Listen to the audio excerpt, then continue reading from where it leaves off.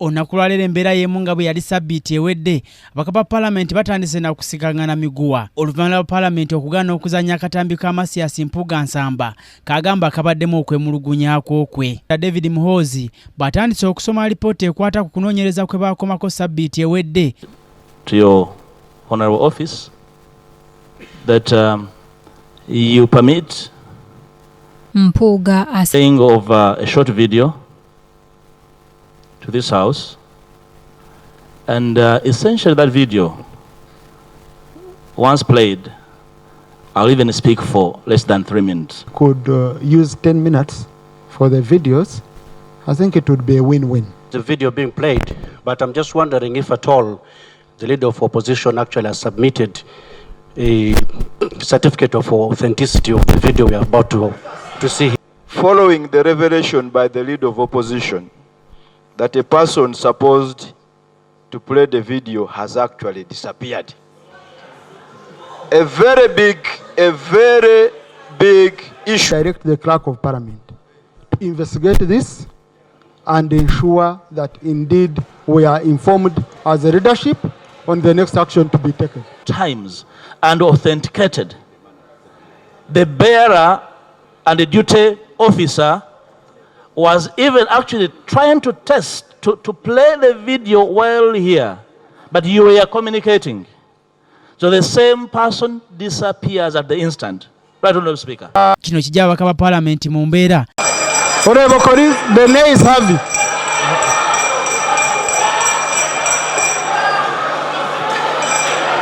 Paalamenti nga yakadda abaka ba paalamenti era bavudde mu mbeera nga kino kividdeko Betty Nambooze bakireko ow'emukono okukwata akadde ka paalamenti akalina okubeera ne kalani wa paalamenti n'atandika okukanyenya nga bale basaakaanya.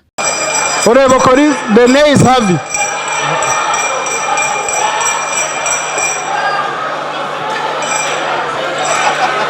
Honourable colleagues, I invoke my powers under Rule 89 for overrules of procedure, suspend the following members for 3 days. Kino kireetera amyuka Speaker wa Parliament Thomas Tayebwa era okuddamu okuyimiriza Parliament eno. 1. Honourable Nambooze. Number 2. Honourable Zake. Number 3. Honourable Frank Kabuye. Era nga mu kwogerako n'ababaka ba Parliament wabweru wa Parliament batubulidde nga bwe gubadde. Akubyerwa kuba Speaker yegasse n'abenaalemu ne batandika okuwoggana nga ffe abaagala okuteesa weetuli.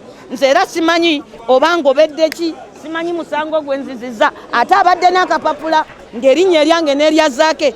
Mu mbeera eyo olwaleero nitugamba naffe tuleeta vidiyo olwaleero tulabe ng'olwaleero luno bala ensi yonna eraba bulungi nnyo obumenyi bw'amateeka obugenda maaso mu ggwanga lino engeri gye batutulugunyaamu engeri kumulamwa oba tutiisa ate ne bannaffe abagenda osigalawo balina siga nga bakozesa eddoboozi lyerimu n'okusingawo. Tukumyawo President Kyagulanyi so ndowooza abadde tebaagala kulaba nga bakuba bannamawulire bakuba bannayuganda batulugunya abantu. Naye n'ekirala Speaker abadde agamba muno kati kino ekintu ekyazzeewo twalonze so waliwo President teriiwo kubanga wano mu Parliament baali bazanyeeko vidiyo nga tewali kulonda.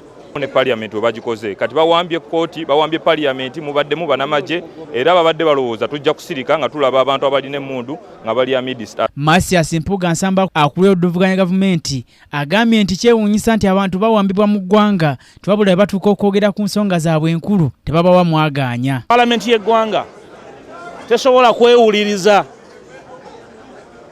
kwewuliriza ku nsonga ezitalina kyekubiira, ensonga ezikwata ku ddembe ly'obuntu, ezikwata kubuzaawo abantu, kutulugunya abantu, obutawa amateeka kitiibwa n'obutuwa ssemateeka kitiibwa.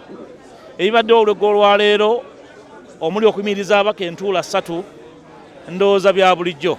Sirowooza nti biyinza okuyiggula omubaka yenna kubanga oba akususpendinze ennaku 3 waliwo munnayuganda ali eyo yabulibwako omuntu we. Mukyala wa Kibalama n'abantu bagambe tutya. Erimu ebintu bingi nnyo ebikwata ku kyobola eddembe ly'obuntu. Ebyo ebyaliwo nga 5, ebyaliwo nga 9 n'ebize bibeerawo. Ekigendererwa kyabadde nti Parliament bulijjo ebeera mu bwangu n'eraba obulabi ku social media n'efuna olugambo lwa radio Katwe efuna obudde obutunuulira ebigenda mu maaso nga tewali muntu abizannye nti abizannyemu firimu ya ku biiki bategeere eggwanga lye bakulembera lye bayisiza amateeka lye bayisiza ssente abakuumaddembe be bawambaza yunifoomu y'eggwanga bye bakola ku lw'Abannayuganda. Kinajjukirwa nti guno omulundi gwakubiri nga Paalamenti eno eyimirizibwa nga kyava ku mubaka omukyalo wa Laakaayi Juliet Suubi Kinyamatama okutegeeza Paalamenti ng'omubaka Zaake Butebi bwe yamwogerako ebigambo ebikikinike ekyaleeta akacyankana mu Paalamenti eno n'eyimirizibwa.